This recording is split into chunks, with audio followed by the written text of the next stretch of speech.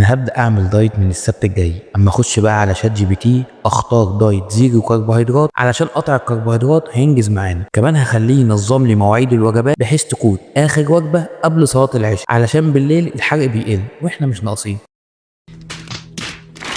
مين قالك ان الكربوهيدرات هي سبب التخن؟ ومين قالك ان الخسسان ليه علاقه بتوقيت معين في الاكل؟ الخسسان والتخن في جسم الانسان في الظروف الصحيه الطبيعيه ما بيتاثروش غير بقانون الطاقه اللي ربنا خلقه. دخلت لجسمك على مدار اليوم اكتر من احتياجه هيخزن الباقي دهون، دخلت اقل من احتياجه هيحرق من المخزون وتبدا تخس. الفكره بقى انك تكون بتحسب سعراتك صح، وبتحسب كمان التنقيط اللي بتعمله على الواقف طول اليوم، لان صدقني ده بيأثر جدا خلال الاسبوع في متوسط سعراتك اليوميه، ويخليه يعدي سعرات العجز اليوميه بشويه حلوين. وتستغرب ليه ما بتخسش. وحاول تختار الاكلات اللي سعراتها قليله وتديك كميات كبيره عشان تحسسك بالشبع وتقلل عندك شهوه الجوع. دخل الرياضه في يومك حتى لو مشي نص ساعه، وما تخليش كل عجز سعراتك يجي من الاكل، وحاول تتحرك كتير في معظم مشاويرك. اكتب لي في الكومنتات بتعمل دايت بتاعك ازاي، وايه المشاكل اللي بتواجهك وانت بتخس.